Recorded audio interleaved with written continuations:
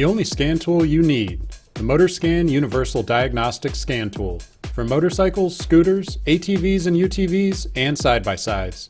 Handheld and easy to use.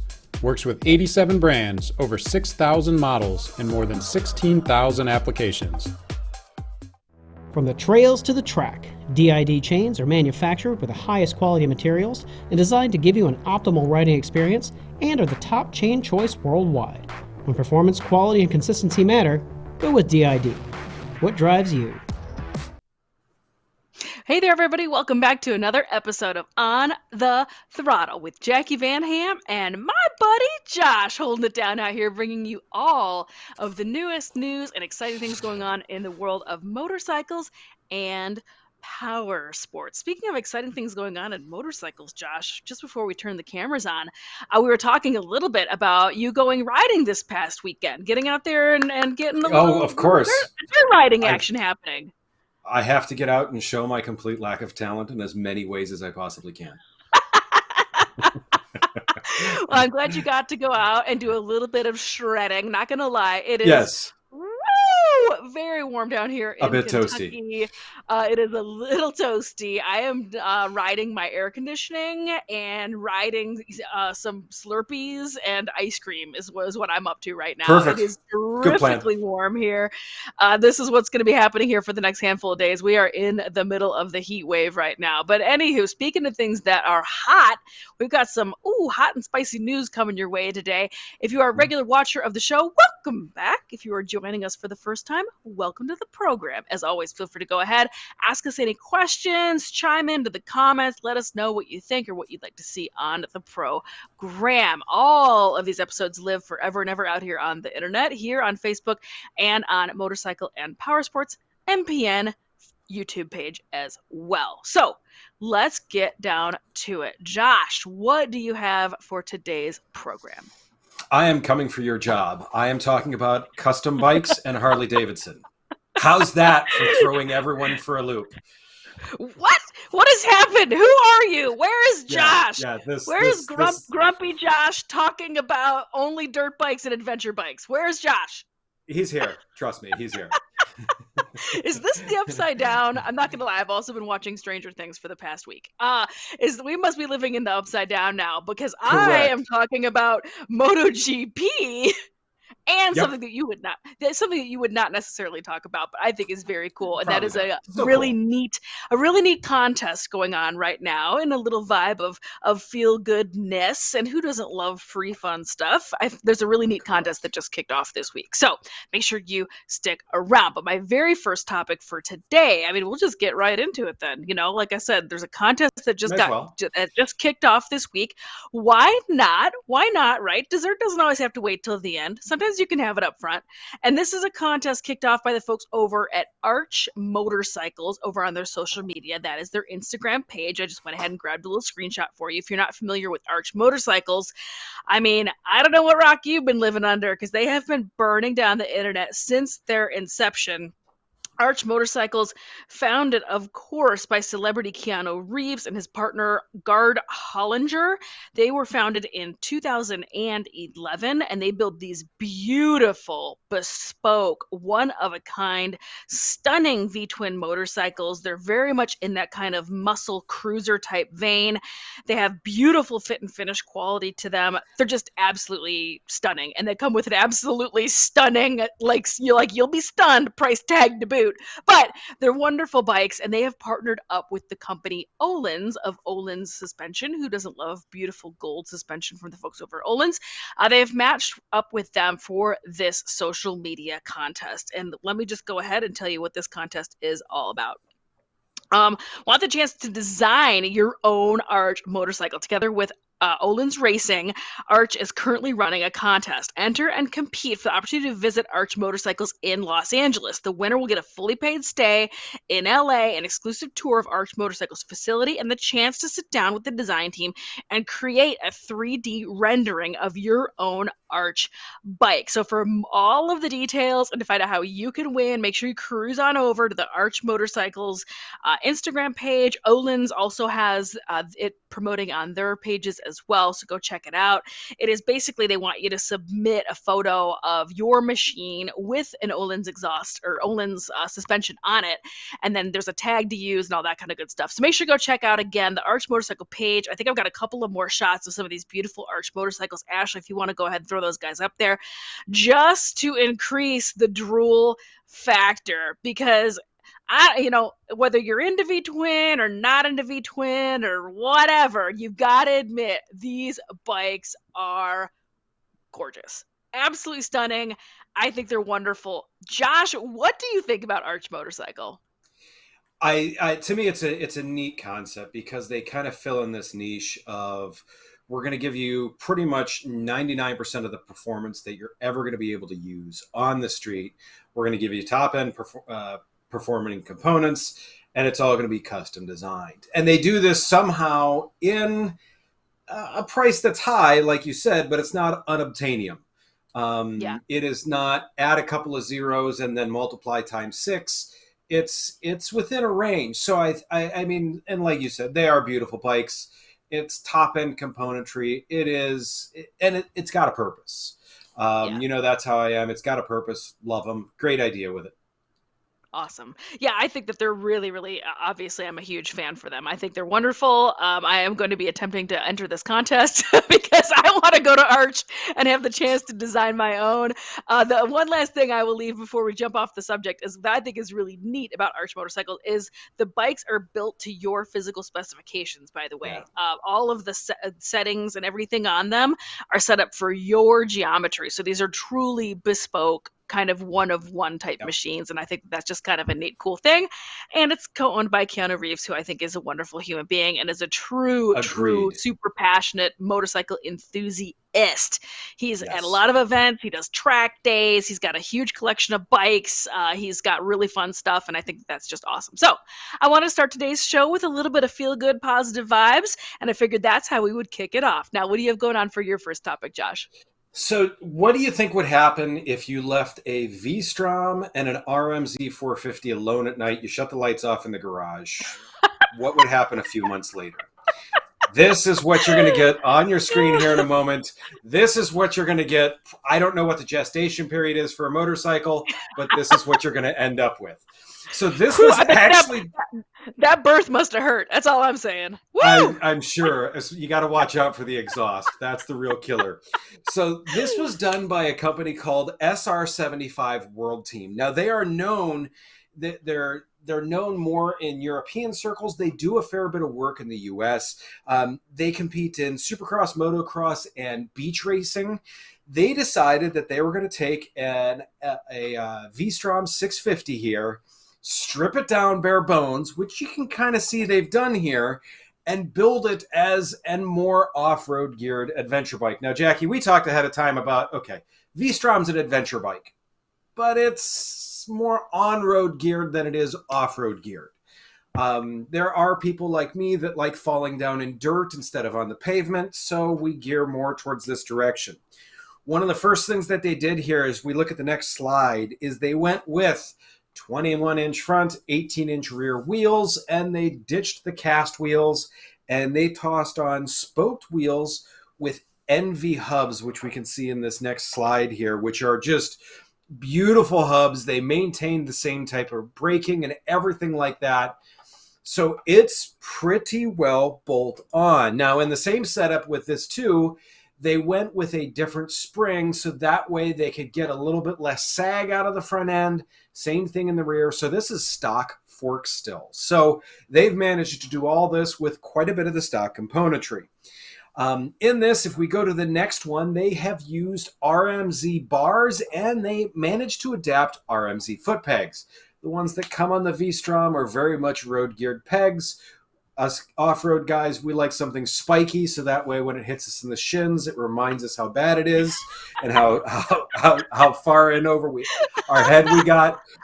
In this, the seat, it's the standard base. They made a custom foam and cover for it. There's obviously heavy-duty stone/brush guard here underneath. That's what they're holding the whole bike up with. They are going to be testing this over the next coming months. they are more than happy to sell you these parts.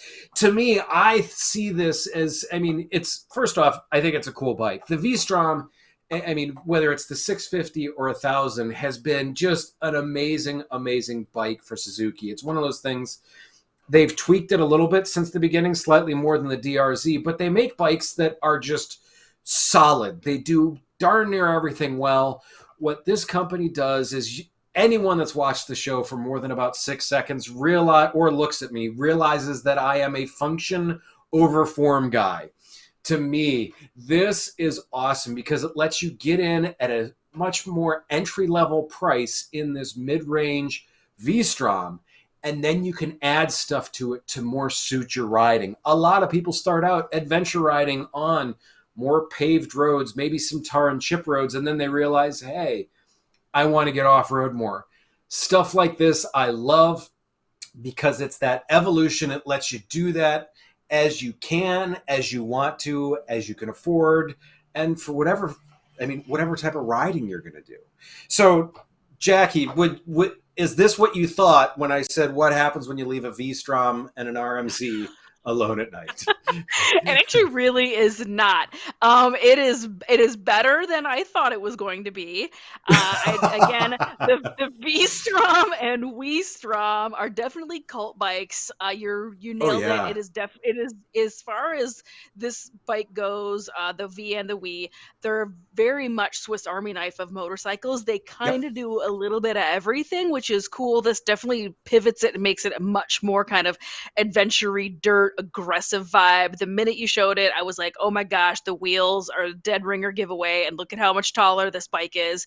So you can tell that they mean business, but I'm going to take you to task a little bit, because while I hear what you're saying about buying a Wii and dressing it up and making it into this, and that might be, you think perhaps a more accessible way to get into this game, I think the folks making these parts are not giving them away for free. This looks very expensive to me, Josh, and I'd be really curious to find out more about exactly how much this bolt-on kit costs, because I think she's going to be a little spendy. It's interesting. So when you say that, I mean, most wheel sets like that, you're looking at about $2,000, which is spendy. But springs for front and rear on that aren't that terrible. The graphics kit dresses this up. When you total it all up, yeah, we're looking at, probably $4,000 to $5,000 spent on this. But when you realize that you can do it over time and you can do it as what you need, there's some people that are going to be like, yeah, I want the exhaust and maybe I want the added ride height, but maybe I don't need the wheels. Or they want the wheels and they don't want other items. It lets them add to it. So it goes both ways, I think. I'd rock it. For sure. Yeah, it's interesting for sure.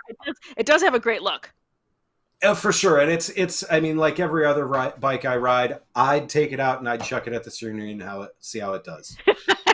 First of all, I don't think you would be able to reach and throw a leg over on that bike. That's a whole other conversation. If you're new to the program, Josh and I are both relatively vertically challenged, and I do like to give him grief about I'm good with it.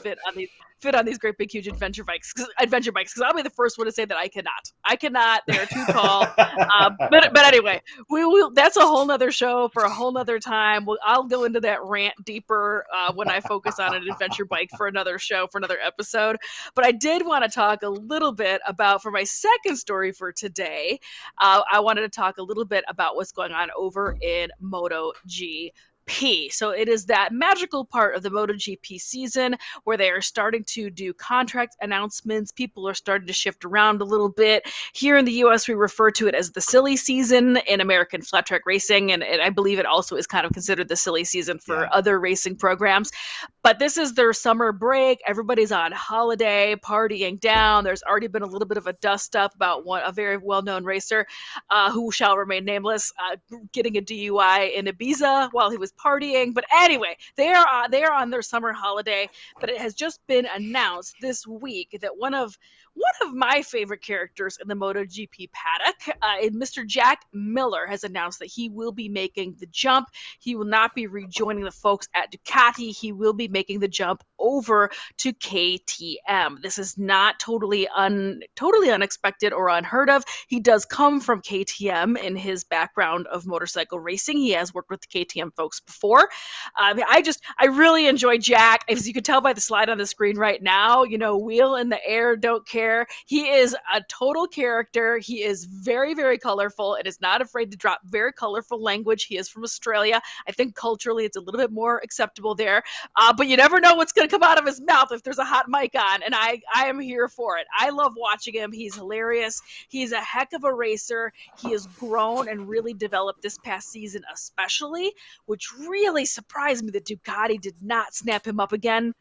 But that's how it goes, right? Them's the breaks. That's what happens in MotoGP. You never know what you're going to get. So the announcement this week was that he went ahead and signed on with KTM. The other announcement, not super, super new, and not too terrifically much of a surprise, but my next slide is going to be the fact that Fabio Quartararo has re-signed with Yamaha again. So this is good news, not totally unexpected. He's one of the few racers that has been able to arm wrestle this thing around a track and have success with it. Other folks that have tried to throw a leg over this machine, which unfortunately they increased the horsepower, but have not made it very much more manageable, which is why he is really the only kind of golden boy on this bike, kind of a la Casey Stoner in the Ducati days. He is that guy. He is this bike's whisperer. He is the one who can finagle it around a track and make it do cool stuff. So they definitely needed to go ahead and get his name on a piece of paper with some ink and a big fat check behind it, and they went ahead and did do that. It's kind of interesting also times for Yamaha. They did drop their Dakar racing program, and it is all in to MotoGP right now, and they're going to need every ounce of that research and development and cash to go ahead and sort this bike out. They've already tapped a couple of designers and R&D and engineers from the likes of Formula One, car racing, but still racing is racing, in order to try to sort this race program out. That is some of the news going on over at MotoGP this week. Like I mentioned at the very beginning of this segment, they are on summer break, so it will be quiet for the folks over at MotoGP for a couple of weeks. And as soon as they are back, we will bring you all of the news going on. Josh, what do you think about this news from MotoGP? So, as soon as you said you like Miller, I even think back to characters like Doohan, Mick Doohan. Once again, he much more understated, but still very much the character. When you see those guys, and once, like you said too, Jack Miller just didn't seem like the fit at Ducati that they hoped for. And Casey Stoner's on record as saying why that probably is recently. If you hear what Casey Stoner said in the past week and you see the Jack Miller moving away, you kind of put two and two together and think, the other thing that I got to say about Quartararo is he is, to me, probably the best racer out there, because he's taking a slower bike and he's putting it at the front of the pack, and he's doing it consistently, except for what he did with my boy in the last race. But I'm not going to get into that. Austin was a little bit of a dust up. We won't go too into it. He did have a little bit of an oopsie daisy over there, but he still is having a very, very, very strong season and is on track to be champion Best again rider for 2022. I'm going to go ahead and look in the crystal ball and go ahead and call it right now, but we still have plenty of racing left. So you got to hang tough. You got to stay tuned, hit that notifications on button so you don't miss our shows talking about the MotoGP season in future episodes. Josh, now what do you got going on for your second story for today? First off, we'll have to make a bet on Quartararo and Öhlins. All right.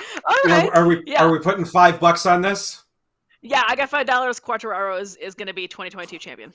Öhlins mine. What's your pick? So, Öhlins. Being an Aprilia guy, I got to go that way.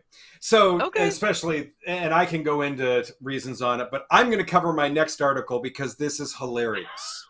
And it's wonderful. So, we said I was going to talk about Harley Davidson, but first, let's talk about Baha Argon. It's coming up here.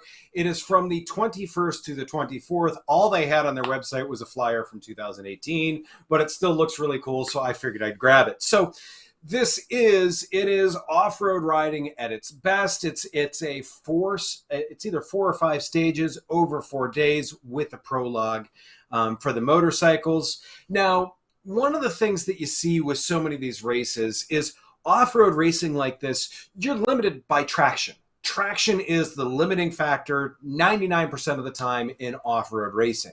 So what you want is something lightweight that still creates really good power, which is why most people are going with the 450s. There's been some people that have decided to question that logic, though, recently, and those people are Triumph and Harley Davidson. So that's where we're going to get into this. So if we go to the next slide here, Tiger has decided that they are going to enter Triumph decided they are going to enter the Tiger 900 into this with Ivan Cervantes as the racer. Now, he is a former 5-time enduro champion. So it's slightly different riding. It's a way different bike, but it basically, from everything that I saw, when Triumph approached him about doing this, he grinned like an idiot and said, "Hell yes, let's do this. I'm excited to do this." So, I mean, to me, this is one of those things where lightness has been the theme, and now we're going to take a 900cc bike and throw it out there. To me, I think that's really, really cool. I'm excited to see how this goes. Now, not to be outdone, because, we need to wave the flag, Harley said, heck yes, we want in on this, except we are going to do this on a bone stock Pan America. Bone stock. You can see it here. I mean, it's a stock exhaust even. This is, and you can see the angle of this is ridiculousness at its best, at its finest. The Juan Pedrero is going to be the rider for this. He is a Dakar veteran. He is like, yes, I am looking forward to this. So this is, though, historically a very technical rally. There is a ton of rocky and difficult terrain. There are some slow speed areas. When Mr. Pedrero was asked about this, I guess he smiled and said, yes, I am looking forward to the challenge. Now, yeah. You guys know I'm on a DRZ 400 and stuff like this. Sure, we're all the type where, anyone that rides off-road, you point towards something and every single one of us is like, yeah, I'll do that. Sometimes we run out of talent, sometimes we don't. Seeing what these guys are going to tackle with these bikes, to me, is insane. And I'm kind of loving this trend because it shows how far we've come from bikes of yesteryear. When in the news also this week, Jacqui, you and I talked about the Erzberg Rodeo happening just a couple of weeks ago. Paul Torres took his Tenere 700. He made it to stage 17 of that, at which point there wasn't much left of the bike. Go online, look at pictures of that. It's pretty entertaining. But to me, riding big bikes and showing that this can be done is this race on Sunday, sell on Monday sales tool, because I don't care how terrible of an off-road rider you are. As soon as you see something like this, you're like, yeah, I can do that. Is that your thought too, Jacqui? Yeah, no, this is incredible. And that Pan America picture, by the way, like if that does not send people to the dealerships to buy that bike, I do not know what will. So I can't wait to see the media that comes out of this race event that's taking place. Is it this weekend or next weekend? It is the 21st through the 24th. Okay, so in 2 weeks. Yep. So I will definitely be keeping an eye on that. And I already did clock the Triumph news because, again, Ivan Cervantes, I believe, is the rider for the Triumph team, correct? And then he also is pegged as, the face of Triumph for this potential motocross bike. Where's Ricky Carmichael in all this, right? Why isn't Ricky throwing a leg over Tiger? You were going to say that. I was as I'm writing down my specs for this article, I'm like, we are baiting Jacqui into talking about Ricky Carmichael here. Yeah, again, and it's on a Tiger. It's not on the Elusive. Anyway, I will let that lie. But anyway, I think this is super neat. I love inappropriate bike racing, and even though this is kind of not inappropriate anymore, and I think that's what these companies are here to showcase. Is they're here to say like, yes, this has been the realm of 454 strokes and maybe 350, 250 two strokes. This has been the world of these type of machines, and we're here to say that we can do the same thing with it. Same thing with our big bikes. I think it's super cool. I'm really excited to see the footage from this and see what happens. So I will definitely be staying tuned to this and eagerly anticipating some photos and seeing what happens did you from say footage Spain or carnage? Same difference. Same. No, and especially 6 of one, half dozen. 6 of one, half dozen the other. I'm here for the yard sale that's going to be happening with these bikes. I'm here for it. To me, I mean, you said it right. It's what used to only be capable with a little bike. People are taking big bikes on it now, and to me, it's impressive as hell to see what they're able to do.